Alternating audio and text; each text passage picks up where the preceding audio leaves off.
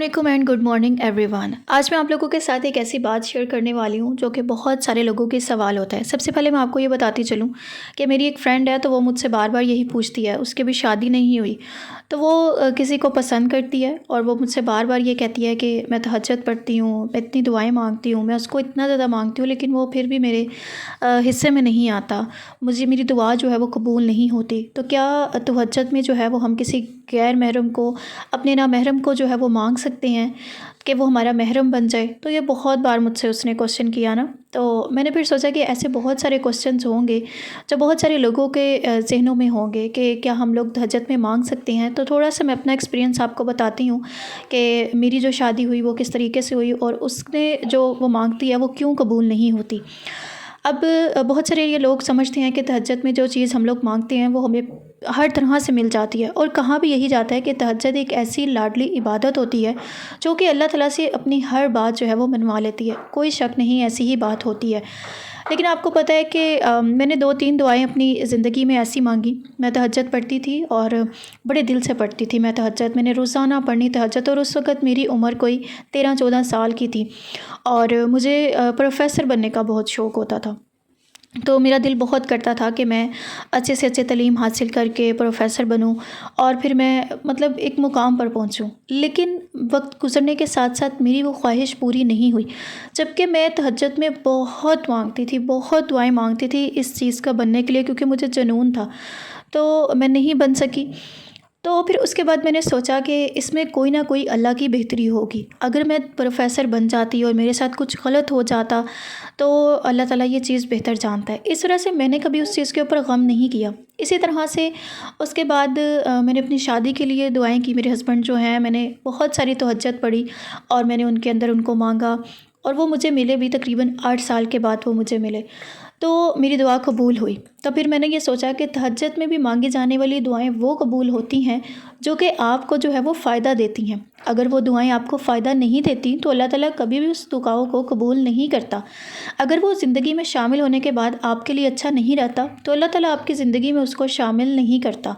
اسی طرح سے جب وہ مجھے بار بار یہی کہتی تھی کہ آپ کی دعا تو اللہ تعالیٰ نے قبول کر لی، آپ کی شادی ہوگی چاہے 8 سال بعد ہوگی، میرے تو 10 سال گزر گئے ہیں، میں مانگ رہی ہوں اس کو لیکن وہ نہیں مل رہا،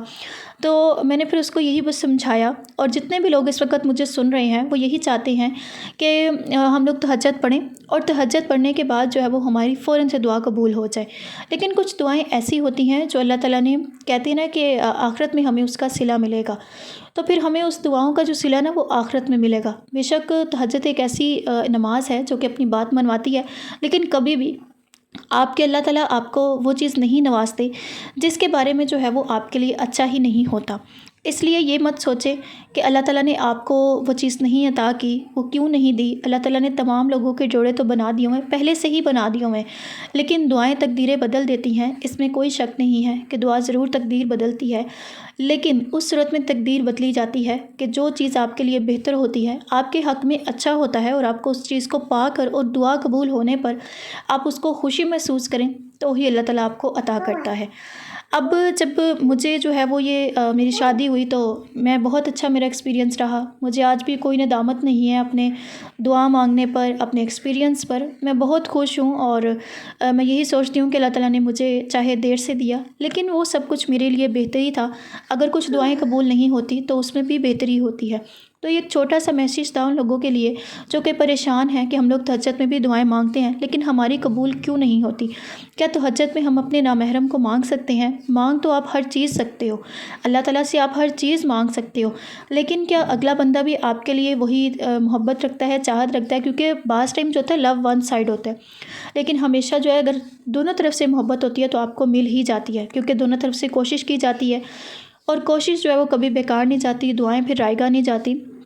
لیکن اگر وہ کوشش ایک طرف سے ہو رہی ہے اور دوسرا بندہ آپ کی طرف راضی ہی نہیں ہے تو آپ کی دعائیں اس کو کیسے اپنی طرف مائل کر سکتا ہے؟ تو سب سے پہلے آپ کو دعا قبول ہونے کا یقین یہ ہونا چاہیے کہ دونوں طرف سے اگر محبت ہے تو وہ آپ کو ملے گا، اور اگر دونوں طرف سے شدت اتنی نہیں ہے تو آپ کے حصے میں وہ نہیں آ سکتا، کیونکہ ایک بندہ اتنی شدت سے چاہ رہا ہو اور دوسرا اسے جان چھڑوانا چاہ رہا ہو تو پھر ایسے کیسے دعائیں قبول ہو سکتی ہیں؟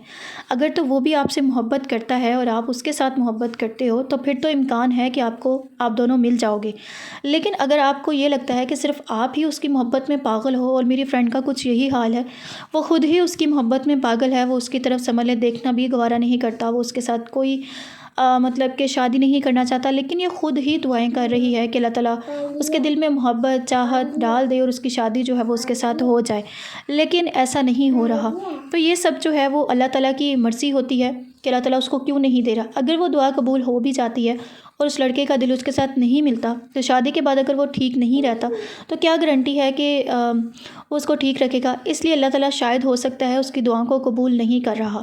لیکن اگر آپ لوگ بھی اسی طرح تہجد میں دعائیں مانگ رہے ہو، کسی کو مانگ رہے ہو یا کوئی بھی چیز مانگ رہے ہو، اور اگر آپ کے نصیب میں وہ نہیں لکھی جا رہی اور بہت سال گزر چکے ہیں، تو اپنے آپ کو سکون دیں، اپنے ذہن کو سکون دیں، اپنے آپ کو یہ سمجھائیں کہ آپ لوگ کے لیے وہ چیز بہتر نہیں ہوگی، اس لیے آپ کے رب نے آپ کو وہ چیز نہیں عطا کی۔ اگر وہ چیز آپ کے لیے بہتر ہوتی تو آپ کو ضرور مل جاتی۔ آپ اس کے اوپر صبر کریں، شکر کریں، اور اس چیز کو مانیں کہ اللہ تعالیٰ ہمیشہ وہی چیزیں عطا کرتا ہے جو آپ کی ذات کے لیے، آپ کے لیے بہتر ہوتی ہیں۔